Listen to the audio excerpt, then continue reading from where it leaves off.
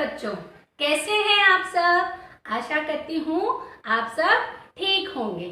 और मैं हिंदी कालांश में सीमा पारिक एक बार आपका हार्दिक स्वागत करती हूँ।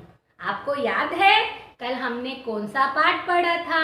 आप यहाँ पर चित्र देखिए और पाठ का नाम भी मैंने लिखा हुआ है, तो आपको याद आ गया कि कौन सा पाठ हमने पढ़ा था। हाँ, हमने बबलू की आइसक्रीम पाठ शुरू किया था। और आगे का पाठ हम पढ़े उससे पहले मैं एक बार फिर से पुनरावृत्ति कर देती हूँ। अब बबलू नाम का जो पाठ में मुख्य पात्र है, उनकी जो माता थी वो कार्यालय में काम करती थी। तो एक दिन होता क्या है, जैसे ही वो स्कूल से आता है तो दरवाजे पे ताला लगा रहता है और बबलू को बहुत जोरों की भूख लगी रहती है।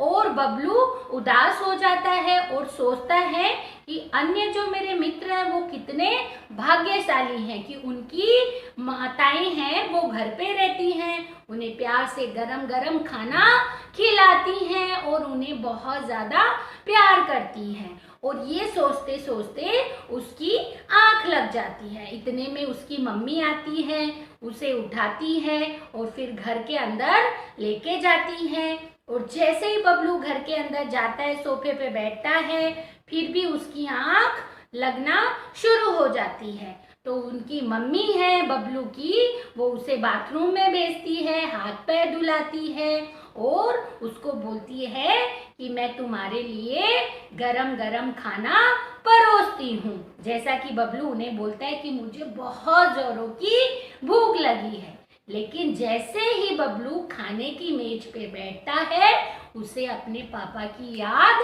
आने लगती है। अब बच्चों, आपको याद है ना, जैसा कि मैंने बताया था कि बबलू के पिताजी अब इस दुनिया में नहीं थे, लेकिन वो पुरानी बातें याद करता है कि कैसे उसके पिताजी जब घर पे आते थे, पापा घर पे आते थे तो आइसक्रीम लेके आते थे और जैसे उसकी सारी परेशानी एकदम झट से दूर कर दिया करते थे। और बबलू को आपको याद है किस नाम से बुलाते थे?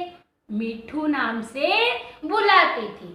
और हमने पढ़ा था कि एक बार जब उसके पापा आइसक्रीम लेके आए थे 3 फ्लेवर की अलग अलग, लेकिन गर्मी इतनी ज़्यादा थी कि आइसक्रीम पिघल गई थी।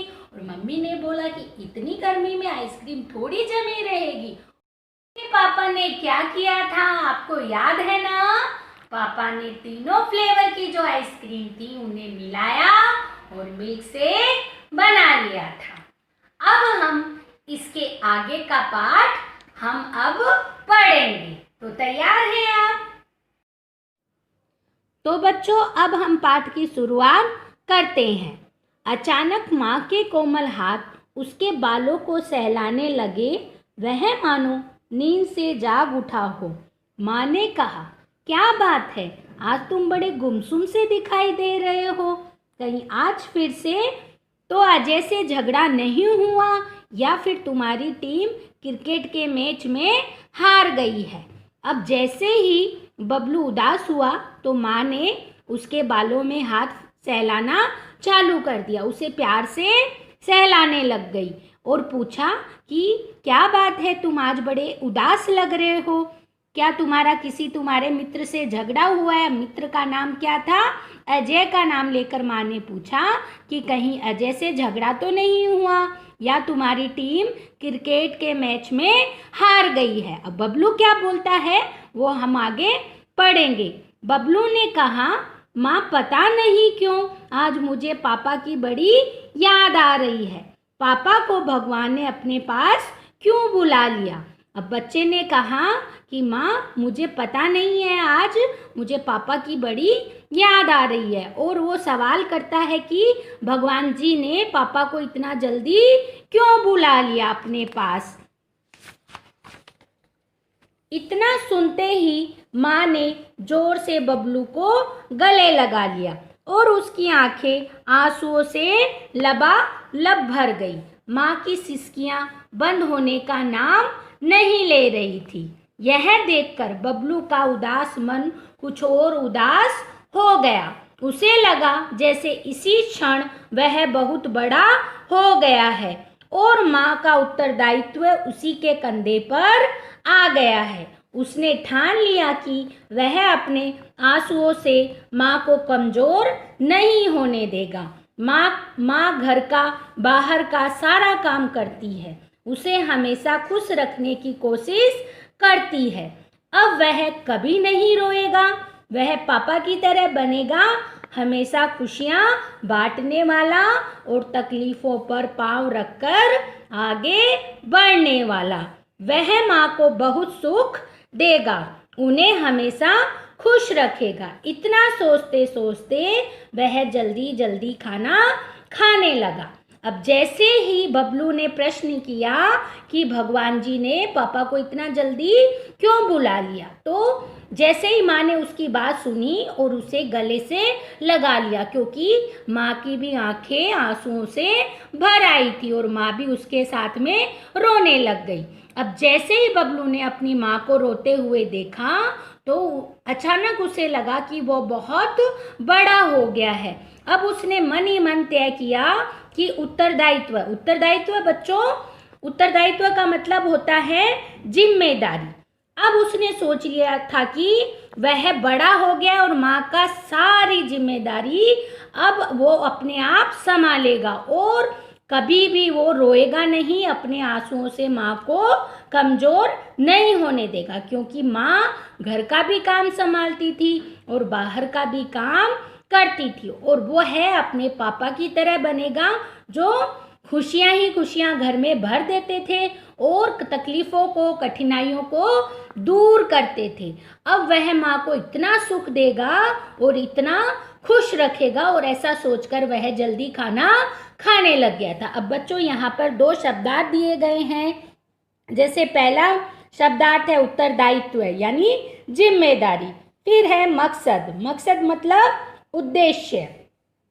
अगले दिन उठकर बबलू ने अपने गुल्लक से 5 रुपए का नोट निकाला। माँ से छिपकर नोट जेब में डालते हुए वह स्कूल की ओर चल पड़ा। अब अगले दिन क्या किया बबलू ने? अपनी गुल्लक से 5 रुपए निकाले और माँ से छिपकर उन्हें कहाँ रख लिए? अपनी जेब में रख लिए और स्कूल की तरफ चल पड़ा। ये पैसे वह एरो मॉडलिंग के लिए बचा रहा था। बच्चों, एरो मॉडलिंग क्या होता है आपको मालूम है? छोटे छोटे लड़ाकू विमान बनाना। अब उसे ये बनाने का बहुत ज़्यादा शौक था, पर आज यह पैसे किसी और मकसद के लिए थे। अब क्या मकसद था उसका, वो हम आगे पढ़ेंगे। स्कूल से आकर वह माँ से बोला, माँ देखो तो मैं तुम्हारे लिए क्या लाया हूँ। ये रही तुम्हारी फ्रूट एंड नट आइसक्रीम और मेरी चॉकलेट आइसक्रीम। अब बच्चों आपको मालूम है उसने क्या किया था? बबलू ने क्या किया था? अपनी माँ के लिए वो उनकी मनपसंद फ्रूट एंड नट आइसक्रीम लेके आया था और खुद के लिए चॉकलेट आइसक्रीम लेके आया था। लिफाफा आगे बढ़ाया तो देखा दोनों आइसक्रीम घुलकर एक हो गई थी। माँ ने कहा, तुम भी बस, क्या इतनी गर्मी में? और बबलू ने वाक्य पूरा करते हुए कहा, आइसक्रीम यूं ही जमी रहेगी। और दोनों जोर से खिलखिलाकर हंस दिए। अब आपको मालूम है जैसे ही वो आइसक्रीम लेके आया, तो जैसे पापा लेके आए थे तब आइसक्रीम पिघल गई थी, वैसे ही बबलू की और बबलू की माँ की आइसक्रीम घुलकर एक हो गई थी। और वापस माँ ने वो ही वाक्य कहा कि क्या इतनी गर्मी में? तो बबलू ने क्या वाक्य कहा कि ये आइसक्रीम यूं ही जमी रहेगी। क्यों कहा था? क्योंकि उसका कहने का अर्थ ये था कि हम दोनों हमेशा साथ रहेंगे। और दोनों जोर से हंसने लग गए। अब बच्चों पाठ में आए जो सही उत्तर चुनकर हमें सही का निशान लगाना है। जो वाक्य पाठ में आए हैं उनसे संबंधित कुछ प्रश्नोत्तर यहाँ पर दिए गए हैं। अब पहला प्रश्न है, बबलू गुमसुम क्यों था? अब गुमसुम क्यों था आपको मालूम है ना, वो उदास क्यों था? किसकी याद आ रही थी? अब आपको सोचना है और वहाँ पर आपको निशान लगाना है। अब हमारा अंतिम प्रश्न इस प्रकार है, बबलू पैसे किस लिए बचा रहा था? जैसा कि अभी अभी मैंने आपको बताया था, उसे क्या बनाने का शौक था? तो आपको वहाँ पर पाठ में ढूंढना है और यहाँ पर उत्तर निशान लगाना है, सही का निशान लगाना है। अब बच्चों, आपको अपनी माताजी किस प्रकार आपका ध्यान रखती हैं और आप उनकी मदद कैसे करते हो, उनका ध्यान कैसे रखते हो, वो भी मैं आपको क्लास में पूछूंगी। इसके बाद में कुछ खाली जगह हमें भरनी है, उनसे संबंधित प्रश्नोत्तर दिए गए हैं, उनके ऊपर मैं मौखिक रूप से चर्चा यहाँ पर करूँगी। घर की सीढ़ियों पर वह अपना खाली स्थान रखकर बैठ गया। अब क्या रखकर बैठ गया था? जल्दी से उत्तर दीजिए। हाँ, बैग रखकर बैठ गया।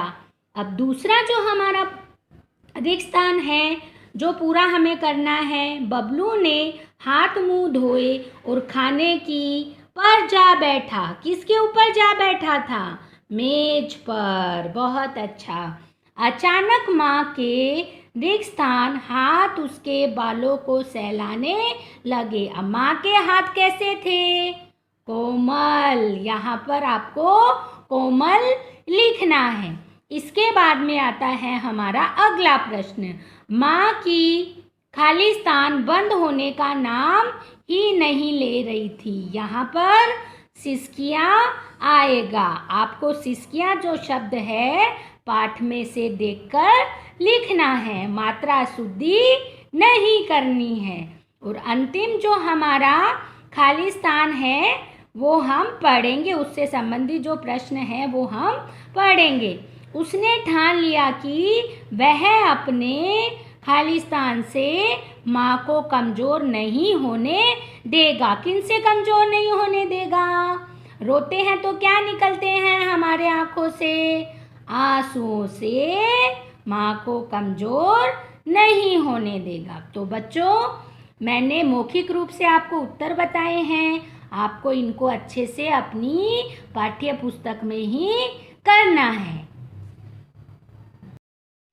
तो बच्चों, अभी हमने पाठ का सार समझा, पठन क्रिया की, साथ में हमने कुछ प्रश्नोत्तर भी किए। अब बच्चों, आपको जो कठिन शब्द हैं और उनके जो अर्थ हैं अपनी हिंदी की नोटबुक में लिखना है। आज की कालांश में इतना ही। तब तक के लिए नमस्कार। घर में रहिए, स्वस्थ रहिए और सुरक्षित रहिए।